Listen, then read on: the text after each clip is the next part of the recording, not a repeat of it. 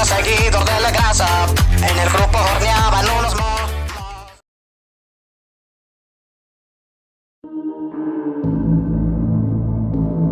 Todos en el aula de la clase 1A estaban sin decir ni una sola palabra. Las últimas semanas habían sido estresantes, pero la puerta se abrió revelando al profesor Aizawa. Mina. Profesor. ¿Cómo está Minnig? Momo, ¿está bien? ¿Se va a recuperar? Junto a esas preguntas, la mirada en busca de una sola respuesta cayó en el profesor Aizawa. Aizawa solamente soltó un suspiro agachando la mirada. Lo que dejó en claro, que lo que sea que diga, no sería bueno. Aizawa, no debería decirles esto, pero no puedo ocultar el sol con un dedo. Minnig murió. Las pupilas de todos se encogieron, con manos temblorosas y lágrimas a punto de salir, miraron a su profesor. Aizawa, escuchen, la misma cosa que mató a la profesora Minnig, fue la misma que la atacó el otro día.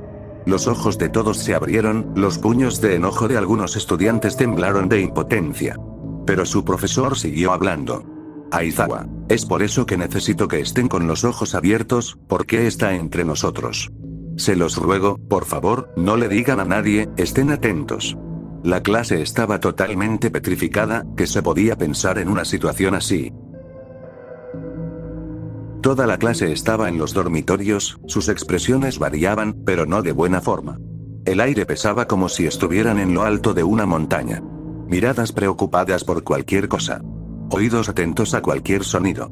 Y cada uno con una distancia prudente ante sus compañeros. Todo estaba demasiado mal, pero Lida se paró al frente con una mirada firme, o eso creía él. Lida, escuchen, creo que es hora de que hablemos del asunto. No podemos seguir así. Bakugo, deberíamos buscar a ese maldito y hacerlo pagar, eso es lo que hay que hacer, Lida. Bakugo, no creo que esa sea una solución. Bakugo, ¿y por qué no? Deberíamos buscar sospechosos, no deberíamos quedarnos sin hacer nada. Kirishima, Bakubro, no es tan simple, estamos atados de manos. No sabemos a qué nos enfrentamos, Denki. Creo que Bakugo tiene razón, no ganaremos nada quedándonos así, debemos hacer algo. Kirishima, sí, pero ¿qué? ¿Interrogar a cada estudiante? ¿A cada profesor?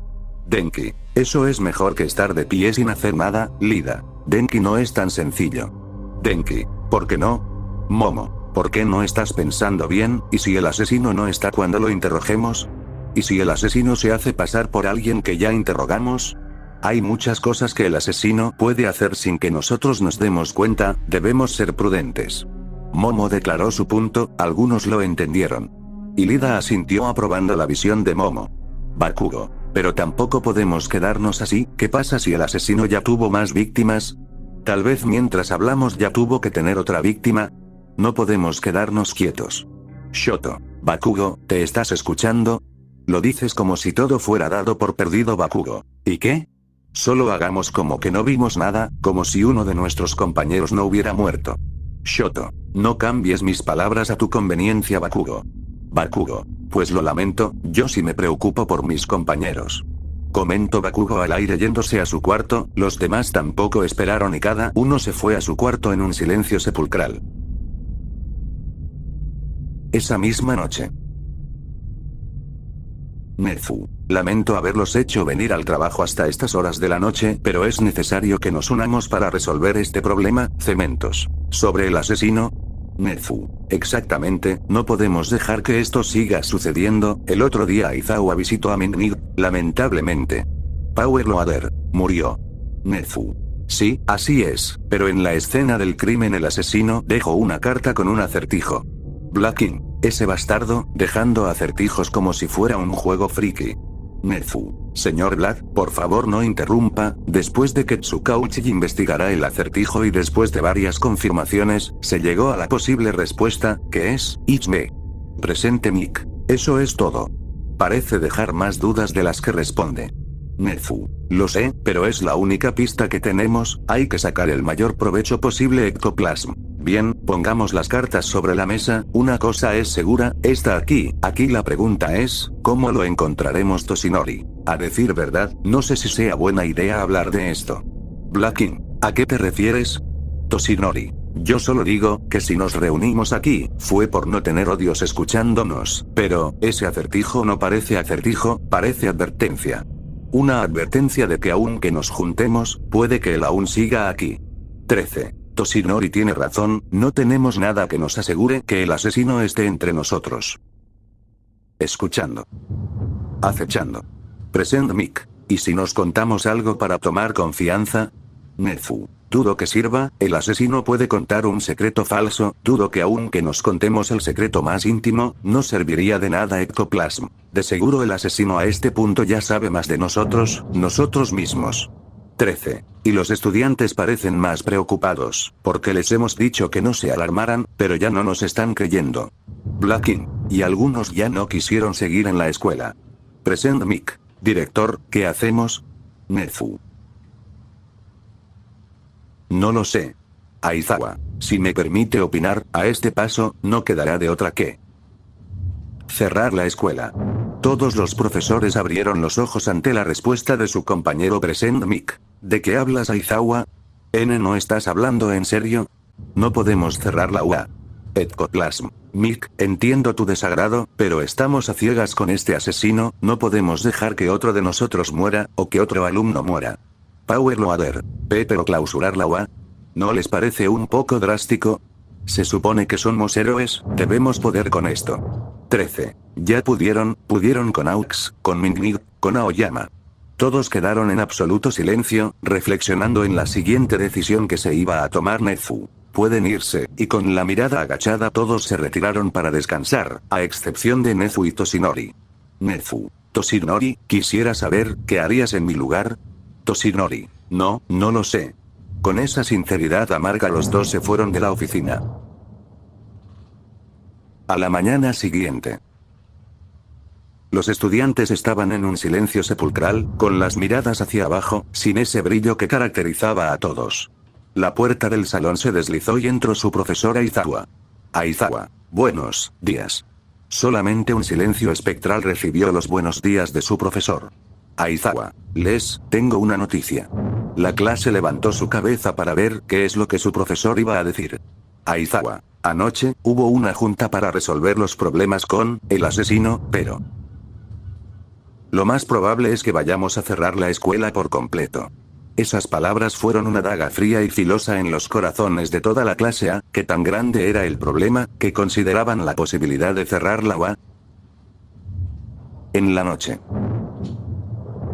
Bakugo caminaba por los pasillos del dormitorio de la clase 1A, su cara era bastante extraña de ver. Pues su explosivo y agresivo rostro, había sido reemplazado por unos ojos decaídos, con labios sellados en un amargo silencio, sin duda, escuchar la noticia que su mayor anhelo de ser un héroe de la UA. Estaba a punto de hacerse pedazos. Él había enfrentado tantos retos, ¿cómo era posible que simplemente un asesino de poca monta pueda hacer tanto daño? Sus puños se apretaron con toda su fuerza, decir que estaba frustrado, enojado, sería denigrar los verdaderos sentimientos que recorrían a Bakugo por todo su cuerpo.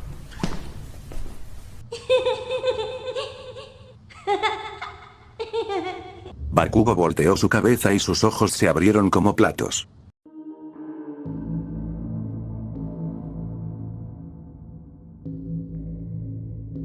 Bakugo. ¿Te conozco? Así es, Bakugo, estuve ahí. Bakugo abrió sus párpados, escuchar la voz de su madre siendo copiada con tan serenidad y calma, le daba un escalofrío que hacía temblar el corazón de Katsuki. Aún me recuerdas, ¿verdad? Hace años que ocurrió, ¿no? La voz de Uraraka irritaba a Bakugo, pero ahora, lo hace sudar, ponerse tenso.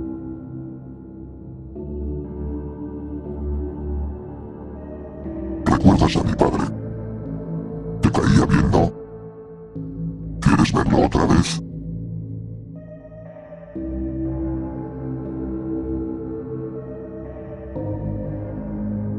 Di hola, papá.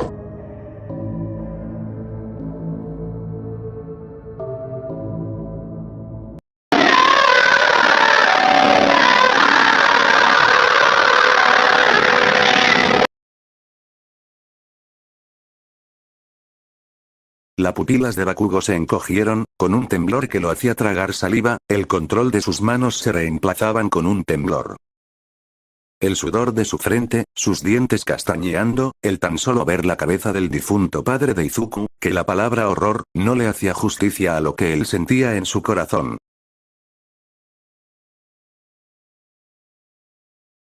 Voy a destruirlo. ¿Y a ti? También. Bakugo al escuchar esa amenaza pudo volver a tener conciencia sobre sí mismo, y levantó su guardia, pero al momento el Mimic desapareció en la oscuridad, Bakugo no lo dudó y lo comenzó a perseguir por los pasillos oscuros del dormitorio. Mientras corría, sentía sus pasos más pesados, sentía que el pasillo se alargaba de manera imposible. Hacían que Bakugo pareciese que se hundía en un infinito pasillo. Junto a eso, la risa de un niño que Bakugo conocía no le ayudó, el sudor que corría por su frente, el aire no regresaba de sus pulmones, pero al dar vuelta en una esquina, miró al Mimic parado en la oscuridad al final de un pasillo, el Mimic poco a poco levantó su brazo,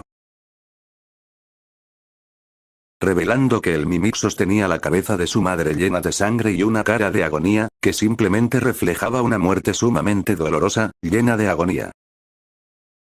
Bakugo apretó su mandíbula al igual que sus manos con tanta fuerza que las hizo sangrar y con toda esa rabia, Bakugo se lanzó y preparó una enorme explosión que sin duda no tenía ni una pizca de compasión. Bakugo lanzó la explosión que destrozó gran parte del dormitorio, los estudiantes de la clase 1A estaban confundidos y en alerta, pero al disiparse el humo, sus ojos se abrieron con horror. Bakugo al ver cómo el humo se disipó, se tapó la boca con una mirada que desbordaba culpa, preocupación, pero sobre todo, miedo. Miedo por ver cómo su compañera Momoya Yorozu, la vicepresidenta de su clase, estaba con heridas serias, e inconsciente, mientras la mirada de sus compañeros, le pesaban como rocas,